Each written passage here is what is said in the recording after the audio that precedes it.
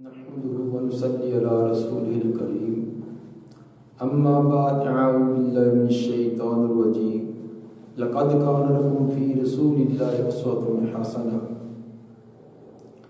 رسول اللہ صلی اللہ علیہ وآلہ وسلم کا اسوہ مبارکہ کے عنوان پر ہمارا یہ چوتھا درس ہے۔ اس درس میں نبی صلی اللہ علیہ وآلہ وسلم کا لڑکپن یعنی 8 سالہ عمر مبارک سے لے کر 15 سالہ عمر مبارک تک تذکرہ کیا جائے گا۔ جب آپ کی عمر مبارک 10 سال کی ہوئی تو دادا عبد المطلب 82 سال کی عمر کا اندر وہ وفات پا گئے۔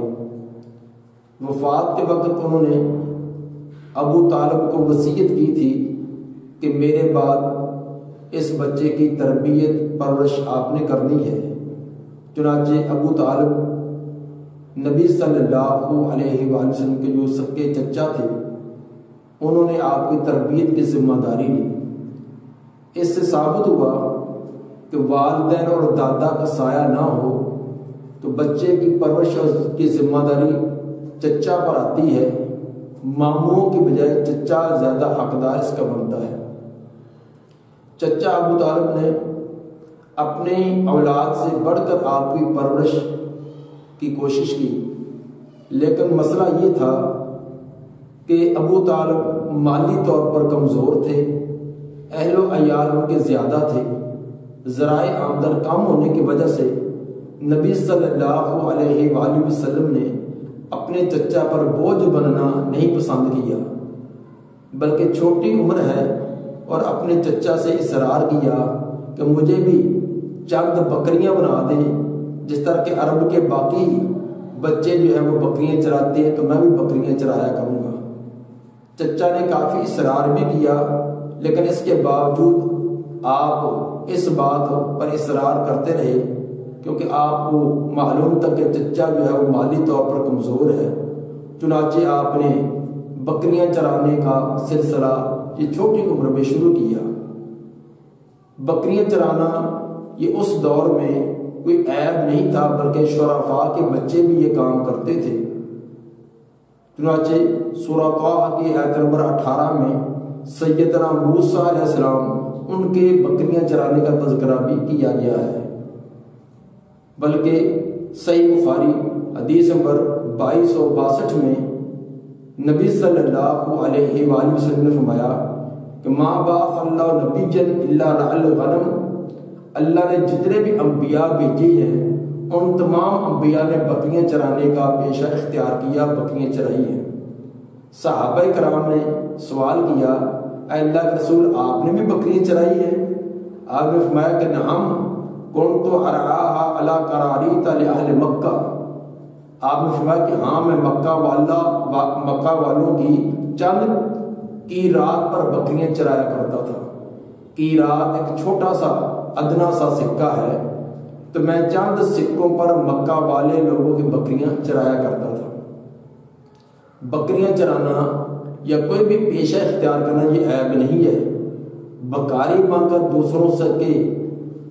دوسروں کی بیساکھیوں پر زندگی گزارنا یہ بھی عقل مندی نہیں، بلکہ نبی صلی اللہ علیہ وآلہ وسلم نے ہمیں یہ درس دیا کہ چھوٹی عمر ہے، 9-10 سال کی عمر ہے، لیکن اس عمر کے اندر بھی آپ نے اپنے وسعت کے مطابق اپنے چچا کا تعاون کیا ہے۔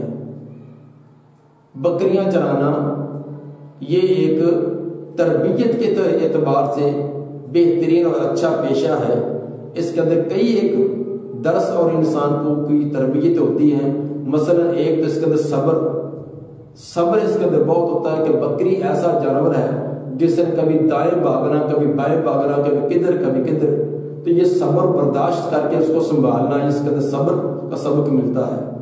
دوسرا اس کے اندر تواضع انکساری ہوتی ہے کہ بکریوں کو چرانا، پہاڑوں میں جنگلات میں جانا، اترنا چڑھنا، یہ تمام تو یہ ایک تواضع انکساری بھی اس کے اندر ہے۔ اور اسی طرح شجاعت کا سبق بھی اس میں ملتا ہے، انسان کی تربیت ہوتی ہے، جنگلوں میں پہاڑوں میں درندوں کا مقابلہ کرنا، اپنے مال مویشی کا تحفظ کرنا، انسان کے اندر ایک بہادری اور تنہائیوں کے اندر عرصہ گزارنا یہ انسان کے اندر شجاعت کا سبب ہے۔ اسی طرح بکریاں چرانے کا پیشہ جو ہے یہ انسان کے اندر شفقت اور ہمدردی بھی پیدا کرتا ہے۔ بکری ایک کمزور جانور ہے، اس کو زیادہ مار نہیں ماری جا سکتی، تو وہ پریشان بہت کرتی ہے، دائیں بائیں بھاگنا بہت زیادہ ہوتا ہے، لیکن پھر بھی شفقت اور ہمدردی کرنا اور یہ تمام چیزوں کو برداشت کرنا، اور سب سے اعلیٰ قسم کی جو تربیت ہوتی ہے وہ محنت سے اپنی کمائی کرنا۔ تو نبی صلی اللہ علیہ وآلہ وسلم نے اپنے ہاتھ سے کما کر خود بھی اور دوسروں کا سہارا بننے کا اس کا درس دیا ہے، دوسروں کے سہارے بیٹھے رہنا اس کا درس ہمیں نہیں دیا۔ لقد کان لکم فی رسول اللہ اسوۃ حسنہ، اس کے اندر نبی صلی اللہ علیہ وآلہ وسلم کی زندگی ہمارے لیے بہترین اسوہ ہے۔ آپ نے یہ درس دیا ہے کہ اپنی وسعت کے مطابق ہاتھ ہلانا چاہیے، محنت مشقت کرنی چاہیے۔ خصوصاً یہ ان بچوں کے لیے ایک بہترین درس ہے جو اپنی تعلیمی میدان میں گزر رہی ہے، چھوٹی عمر ہے، 10 12 14 15 18 سال کی عمر، جن کے والدین نے، بڑے بھائیوں نے، چچا یا ماموں نے ان کے تمام اخراجات برداشت کیے ہیں، ان کے کھانے پینے کے بھی ان کی پڑھائی کے بھی۔ اب ان کو بھی بد محنت بن کر دوسروں پر بوجھ نہیں بننا چاہیے، پڑھائی کے وقت پڑھائی کریں اور فارغ ٹائم کے اندر اپنے والدین کا، اپنے بھائیوں کا تعاون کرنا چاہیے جو انہوں نے پیشہ اختیار کیا ہے۔ کوئی ذمہ دار ہے تو ذمہ داری کے اعتبار سے، کسی نے مال مویشی رکھے تو ان کا ساتھ تعاون کرنا، اگر کسی کا والد بھائی دکاندار ہے تو دکان کے اندر تعاون کرنا، یہ کچھ نہ کچھ ٹائم دینا چاہیے تاکہ اس کے اندر بچوں کی تربیت ہو۔ اس کے اندر والدین کو بھی کوشش کرنی چاہیے کہ اپنے منسلک پیشے کے ساتھ بچوں کو کچھ نہ کچھ آگاہ کرتے رہیں۔ تو ہمارا طریقہ ایک عجیب بنا ہوا ہے کہ جو پڑھنے والے بچے ہیں ان کو ہم کام کو ہاتھ نہیں لگانے دیتے، صرف یہ کہ یہ پڑھتا ہے، یہ پڑھتا، بس یہ کہہ کر اس کو ایک کام نکما اور بیکار بنا دیتے ہیں۔ پڑھائی ٹھیک ہے، پڑھائی ہونی چاہیے، لیکن اپنے پیشے کے ساتھ اس کی واقفیت، اس کا طریقہ کار، اس کا ہاتھ سیدھے کرنے چاہیے۔ نتیجہ یہ نکلتا ہے اگر پڑھائی کے اندر کسی میدان کا کامیاب نہیں ہوا تو نہ وہ کسی میدان اچھے عہدے پر پہنچ سکتا ہے، نہ ان کو اپنے گھر کا چولہا چلانے کے لیے کوئی پیشہ ہی آتا ہے، جس کی وجہ سے وہ بیکاری بن کر دوسروں پر بوجھ بڑھ جاتا ہے۔ اس لیے والدین کو اور اسی طرح بھائیوں کو چاہیے کہ اپنے جو متحد افراد ہیں ان کی یہ تربیت کریں کہ ان کو یہ پیشہ، ان کو محنت مشقت کرنا ابتدا سے یہ سکھلانی چاہیے۔ جب نبی صلی اللہ علیہ وآلہ وسلم کی عمر مبارک 12 سال 2 ماہ اور 10 دن کی ہوئی ہے تو آپ کے چچا ابو طالب وہ تجارت کی غرض سے ملک شام کا انہوں نے سفر کیا، جیسا کہ سیرت ابن ہشام جلد 1 صفحہ 180 پر اس کی تفصیل موجود ہے۔ نبی صلی اللہ علیہ وآلہ وسلم نے اصرار کیا کہ چچا میں نے بھی آپ کے ساتھ ملک شام تجارت کے ساتھ آپ کے ساتھ جانا ہے۔ آپ کا یہ سفر صرف ایک سیر و سیاحت کے لیے، کوئی اب وقت کو پاس کرنے کے لیے نہیں تھا جو ہمارے ہاں بچوں کا عام ذہن ہوتا ہے کہ چھٹی کا دن ہے، فلاں پارک میں چلے جائیں، فلاں جگہ سیر جائیں، فلاں تفریح کے لیے جائیں، فلاں رشتہ داروں کے کھانے پینے کے پروگرام کے سلسلے میں۔ یہ مقصد نہ تھا، بلکہ آپ کا مقصد یہ تھا کہ تجارت کے گر اور طریقے سیکھے جائیں اور یہ بکریاں چرانے والا پیشہ چھوڑ کر اس سے زیادہ بہتر پیشہ اس کو اختیار کیا جائے۔ اس سے بھی ہمارے لیے ایک درس ہے کہ ایک آدمی ایک پیشہ اختیار کیے ہوئی ہے، اگر وہ ابو اجداد سے پیشہ چلا آ رہا ہے لیکن اس کے اندر محنت مشقت زیادہ ہے اور منفعت اور پرافٹ اس میں کم ہے، تو وہ پیشے کو تبدیل کر لینا، اپنے کام کو تبدیل کر لینا یہ کوئی عیب نہیں ہے۔ یہ نہیں کہ یہ ہمارے باپ دادا پردادا سلسلہ کرتے آئے تھے تو میں نے بھی اسی کے اندر جتے رہنا ہے، تو آپ اس کو چھوڑ کر والدین اگر ذمہ دارا کرتے تھے اس کے اندر زیادہ پرافٹ نہیں ہے، محنت زیادہ ہے، تو آپ کو دکان کا کاروبار کوئی اور اچھا پیشہ بھی اختیار کر سکتے ہیں۔ تو نبی صلی اللہ علیہ وآلہ وسلم بھی یہ بکریوں والا پیشہ چھوڑ کر تجارت کا پیشہ جو ایک بڑا معزز پیشہ تھا اس کو اختیار کرنا چاہتے تھے۔ اسی غرض سے آپ سفر کے لیے ساتھ جانے کا اصرار کر رہے تھے۔ چنانچہ چچا ابو طالب نے آپ کے اصرار کی وجہ سے آپ کو ساتھ لیا جب سفر شروع ہو گیا، پورا قافلہ مکہ سے روانہ شام کی طرف ہوا ہے، تو چلتا چلتا قافلہ جب بصرہ کے قریب پہنچا تو وہاں جرسیس نامی ایک راہب تھا جو بحیرہ کے لقب سے مشہور و معروف تھا۔ یہ ایک اونچی جگہ پر اس نے اپنا ایک کنیسہ بنایا ہوا تھا، وہاں رہتا تھا۔ تو یہ قافلے پہلے بھی مکہ والے شام کی طرف جاتے، شام سے آتے، تو یہ کبھی بھی نیچے اتر کر یہ راہب نہ آیا تھا۔ لیکن اب جس قافلے کے اندر نبی صلی اللہ علیہ وآلہ وسلم ہے، اس نے دور سے دیکھا تو قافلہ قریب پہنچا تو جلدی سے اتر کر نیچے آیا۔ نیچے آ کر تمام قافلے کے اندر تلاش کرتا آ رہا ہے، حتیٰ کہ نبی صلی اللہ علیہ وسلم کے پاس پہنچا اور آپ کو بازو سے پکڑ لیا۔ پوچھا یہ بچہ کون ہے، کس کے ساتھ ہے؟ بتلایا گیا کہ ابو طالب کا یہ بھتیجا ہے۔ تو اس نے ابو طالب کو الگ کر کے کہا کہ اس بچے کو واپس مکہ میں بھیج دو۔ کیوں؟ اس نے کہا کہ یہ پیغمبر بننے والا، یہ آخری نبی بننے والا ہے۔ پوچھا تجھے کیسے پتا؟ انہوں نے کہ ہماری کتابوں کے اندر جو علامات تھی وہ میں نے علامات اس کے اندر دیکھی ہیں۔ جب تم دور سے آ رہے تھے تو میں نے دیکھا کہ درخت اور پتھر جب وہ جھکتے جا رہے ہیں اور سلام کر رہے ہیں، اور یہ صرف پیغمبر کے ساتھ ہی یہ معاملہ ہوا کرتا ہے۔ اور پھر میں نے خاتمہ نبوت دیکھ کر اسے بھی پہچان لیا کہ یہ آخری پیغمبر ہے، اور کہنے لگا کہ ھذا سید المرسلین، ھذا رسول رب العالمین، یبعثہ اللہ رحمۃ للعالمین۔ یہ سید المرسلین تمام پیغمبروں کے سردار ہوں گے، یہ رب العالمین کے رسول ہیں، اور اللہ اس کو تمام جہانوں کے لیے رحمت بنا کر بھیجے گا۔ دیکھیے جامع ترمذی حدیث نمبر 3620، امام ترمذی نے اس کو حسن درجے کی سند قرار دیا ہے، امام حاکم نے اس کو صحیح اور بخاری مسلم کی شرط پر کہا ہے۔ اگرچہ بعض جرح تعدیل کے علماء نے اس پر جرح بھی کی ہے، تو بہرحال یہ روایت اس قابل ہے، یہ قابل عمل ہے۔ اور مزید سیرت ابن ہشام جلد 1 صفحہ 180 پر بھی، اور سیرت انسائکلوپیڈیا جلد 2 صفحہ 173 پر بھی یہ واقعہ موجود ہے۔ چنانچہ اس راہب نے یہ اصرار کیا کہ آپ اس کو واپس مکہ میں بھیج دیں۔ وجہ پوچھی، اس نے وجہ یہ بتلائی کہ آپ شام میں جا رہے ہیں تو شام کے یہودیوں کو، یہودی پادریوں کو، ان کے علماء کو جب وہ پتہ چلا، انہوں نے اس کی علامتوں سے پہچان لینا کہ یہ آخری پیغمبر ہے۔ ان کو پتہ چلا تو اس کے مخالف ہوں گے، اس کے ساتھ عداوت اور دشمنی رکھیں گے، اور عین ممکن ہے کہ اس کی جان کو درپے ہو جائے، اس لیے اس کو واپس بھیج دیا جائے۔ چنانچہ ابو طالب نے کسی کے ہاتھ آپ کو واپس مکہ میں بھیج دیا۔ اس سے یہ ثابت ہوا کہ یہودیوں کو پہلے دن سے ہی نبی صلی اللہ علیہ وسلم کے ساتھ انتہا درجے کی عداوت و دشمنی رہی۔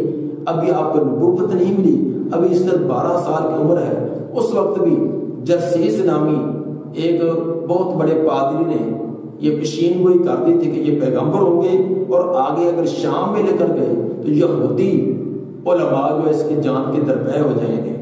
اور اس سے یہ بھی ثابت ہوا، عیسائیوں کے لیے بھی اس کے اندر لمحہ فکریہ ہے کہ عیسائیوں کا جو بڑا راہب تھا، اس دور کا جو سب سے بڑا عالم تھا، اس نے یہ اطلاع دے دی تھی کہ یہ آخری پیغمبر ہے۔ تو کم از کم عیسائی لوگوں کو تو اپنے بڑے راہب کی اور اپنے بڑے پادری اور بڑے بڑے عالم کی بات تسلیم کرتے ہوئے نبی صلی اللہ علیہ وسلم کے نبوت کا اقرار تو کرنا چاہیے تھا، وہ اپنے بڑوں کی کم از کم بات ماننی چاہیے تھی۔ تو افسوس یہ ہے کہ بغض، حسد اور عداوت اس انتہا کو پہنچی ہوئی ہے کہ وہ تمام کے تمام اپنی کتابوں کے اندر علامات پانے کے باوجود بھی نبی صلی اللہ علیہ وسلم کی نبوت کا اقرار کرنے کے لیے تیار نہیں، بلکہ قرآن نے بیان کیا کہ یعرفونہ کما یعرفون ابناءہم، یہ تو پیغمبر کو ایسے پہچانتے تھے، ان کا آخری نبی ہونا اتنا یقین تھا کہ جیسے آپ باپ کو اپنے بیٹے پر اعتماد و یقین ہوتا کہ یہ میرا حقیقی بیٹا ہے۔ عبداللہ بن سلام رضی اللہ تعالیٰ عنہ نے اسلام قبول کرنے کے بعد حضرت عمر رضی اللہ تعالیٰ عنہ کے سامنے یہ اعتراف بھی کیا، کہنے لگے اے امیر المومنین، واقعی جو قرآن نے بیان کیا ہے کہ یہ لوگ یعنی یہود و نصارہ یہ نبی کو ایسے پہچانتے جیسے بیٹوں کو، کہتے کہ ہمیں اپنے بیٹے کے بارے میں تو تردد ہو سکتا تھا کہ شاید ہماری بیوی نے کوئی خیانت کی ہو، غلطی کی ہو، لیکن نبی محمد صلی اللہ علیہ وسلم کے نبی ہونے میں ہمیں اتنا بھی شک نہ تھا۔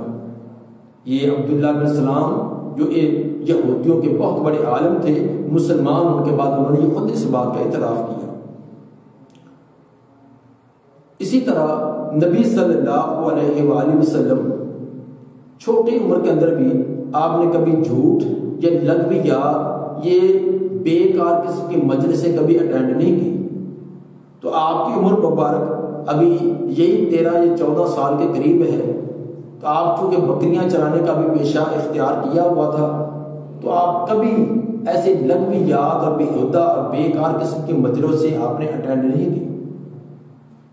چنانچہ آپ کے چچا ابو طالب جو ہے وہ آپ کی پوری زندگی پر تبصرہ کرتے فرماتے ہیں کہ لم ارا منہ کذبۃ ولا ضحکا ولا جاہلیہ ولا واقف مع الصبیان، میں نے زندگی بھر اپنے بھتیجے محمد صلی اللہ علیہ وسلم کو نہ کبھی جھوٹ بولتے سنا، نہ کھل کھلا کر ہنستے دیکھا، اور نہ زمانے جاہلیت کا کوئی قول اور فعل ان سے سرزد ہوا، ولا واقف مع الصبیان، اور نہ یہ آوارہ بچوں کی طرح جو لغویات اور بیہودہ قسم کے کھیلوں میں وقت ضائع کرتے ہیں، اس طرح کبھی بچوں کے ساتھ انہوں نے ان کے ساتھ ٹھہرے اور ان کے ساتھ کبھی انہوں نے کھیل تماشے میں مشغولیت کی ہو۔ یہ ازوال بیان لشنقیطی جلد 8 صفحہ 226 پر، اور اسی طرح سیرت انسائکلوپیڈیا دونوں کے اندر یہ واقعہ موجود ہے۔ نبی صلی اللہ علیہ وآلہ وسلم خود فرماتے ہیں کہ میں چھوٹی عمر کے اندر 2 مرتبہ میں نے جو اس طرح کی جو مجلسیں ہوتی تھی جس کے اندر شعر و اشعاری، قصے کہانیاں اس طرح کے جو سنائے جاتے تھے، میں نے اس کے اندر شامل ہونے کا ارادہ کیا، لیکن اللہ نے مجھے راستے کے اندر کوئی ایسی مجھے کوئی ضرورت تو ڈال دی، ایسی چیز کے اندر مجھے مشغول کر دیا کہ میں اس مجلس تک پہنچ ہی نہ سکا۔ یہ صحیح ابن حبان حدیث نمبر 6239 اور مستدرک حاکم حدیث نمبر 7619۔ نبی صلی اللہ علیہ وآلہ وسلم کی زندگی ہمارے لیے بہترین اسوہ ہے کہ آپ نے چھوٹی عمر کے اندر بھی کبھی بیہودہ قسم کا کھیل تماشا، کوئی ایسا کام جس کے اندر وقت کا ضیاع ہو آپ نے نہیں کیا۔ تو ہمیں بھی چاہیے کہ ہم اپنے وقت کو قیمتی سمجھے۔ یہ لغو قسم کے کھیل تماشے، بیکار قسم کے پروگرام، یہ ناول اور ڈائجسٹ اور یہ موبائل پر طرح طرح کے پروگرام جس کا نہ کوئی دین کا فائدہ نہ دنیا کا فائدہ، سوائے وقت کے ضیاع ہے، اور پوری ہماری امت ہی اس کام پر جٹی ہوئی ہے۔ دن رات جس کے ہاتھ میں دیکھو موبائل ہی موبائل ہے، جب دیکھے وہ بس کہیں مہمان بھی گئے ہیں تو میزبان کے ساتھ بات کرنے کی، میزبان اپنے ٹک ٹک میں لگا ہوا ہے اور مہمان اپنے لگا ہوا ہے، رات دیکھ لیں دن دیکھ لیں، حتیٰ کہ 2 مہینے 3 مہینے کے بعد والدین کو ملنے کے لیے بیٹا آتا ہے تو اس کو اتنا ہی ٹائم نہیں کہ والدین کا حال احوال پوچھے، وہ اپنے موبائل میں مصروف ہے۔ تو اس قدر ہم نے اس کام کو اپنے سر کے اوپر سوار کر لیا۔ حالانکہ ٹھیک ہے یہ مفید چیز ہے، فائدہ والی ہے، لیکن وہ اس کو ایک ضرورت کے مطابق استعمال کرنا چاہیے۔ خصوصاً جو اسٹوڈنٹ طلباء حضرات ہیں ان کو تو اس بات کا بہت خیال کرنا چاہیے، اپنے وقت کا گھنٹوں کے گھنٹے وقت اس طرح کے پروگراموں کا ضائع کرنا یہ ان کے لیے انتہائی نقصان دہ ہے۔ تو ہمیشہ نبی صلی اللہ علیہ وسلم کا اسوہ سامنے رکھتے ہوئے اپنے ایک ایک لمحے اور ایک ایک منٹ کو قیمتی بنانا چاہیے۔ جو وقت کو ضائع کرتا ہے وقت اس کو ضائع کر دیتا ہے۔ وقت کا رونا وہی لوگ روتے ہیں جو وقت کا صحیح استعمال نہیں جانتے۔ جو وقت کا صحیح استعمال جانتے ہیں وہ کبھی یہ تبصرہ نہیں کریں گے کہ مصروفیت اتنی ہوگی، کام پورے نہیں ہوتے، فلاں ہو گیا فلاں ہو گیا۔ وہ انہوں نے اپنے کام کی ترتیب لگائی ہوتی ہے۔ کامیاب لوگ وہی ہے کہ جو اپنا ٹائم ٹیبل درست کریں، اپنے وقت کا استعمال صحیح کریں، کس وقت کون سا کام کرنا ہے، اپنے کاموں کی ترتیب لگائیں، پہلے اہم پھر اس سے کم اہم، جتنا اہم کام ہے اتنے اس کو وقت دیں، یقیناً کامیابی ہے۔ جتنے بھی لوگ کامیاب ہوئے ان کی زندگیاں کا مطالعہ کر کے دیکھیں، ان کی کامیابی کا بنیادی راز یہی تھا، انہوں نے اپنے وقت کو صحیح استعمال کیا، وقت کا اپنا ٹائم ٹیبل کو صحیح رکھا۔ یہ کامیابی کا ایک بنیادی راز ہے۔ کسی طالب علم کو دیکھ لیں جو اپنے بورڈ کو ٹاپ کرنے والا ہے، اپنے اسکول کالج کو ٹاپ کرنے والا ہے، اپنی کلاس کو ٹاپ کرنے والا، اس کی زندگی کا اندر بنیادی چیز آپ کو یہ نظر آئے گی کہ وہ اپنے وقت کا احساس کرنے والا ہے۔ اور جس کو وقت کا احساس ہو گیا، اس کا صحیح استعمال کرنا آ گیا، یقیناً وہ کامیاب ہے۔ اگرچہ ظاہری اسباب وسائل اس کے پاس نہ بھی ہوں، اتنا زیادہ ذہانت و فطانت نہ بھی ہو، وقت کا صحیح استعمال کرنے والا، میں نے اپنی زندگی کے اندر بے شمار ایسے طالب علموں کو دیکھا جو ذہنی طور پر اتنے ذہین اور فطین نہ تھے، لیکن وقت کا ضیاع نہیں کرتے تھے، وقت کو استعمال سے کیا، جس کی وجہ سے وہ بڑے کامیاب ہیں۔ وہ بڑے بڑے ذہین دیکھے، جتنے ذہانت تھی اتنی ان کو اپنی ذہانت پر زیادہ گمانڈ ہونے لگا۔ کتاب کو کبھی وقت نہیں ہے، کسی اور چیز کو وقت نہیں ہے، اپنے سیر و تفریح اور آنے جانے کے اندر، کھانے پینے اور اپنی ٹیپ ٹاپ کے اندر، جس کے وقت ضائع ہونے کی وجہ سے وہ ضائع ہو گئی ہے، جس کی وجہ سے ان کے دھکے ان کے پلے باقی رہ گئی۔ اسی لیے وقت کا صحیح استعمال کرنا یہ نبی صلی اللہ علیہ وسلم کا ہمارے لیے بہترین اسوہ ہے۔ اللہ سے دعا ہے کہ ہمیں نبی صلی اللہ علیہ وسلم کے اسوہ کو اپنانے کی توفیق عطا فرمائے۔ سبحان ربک رب العزت عما یصفون والسلام علی المرسلین والحمد للہ رب العالمین۔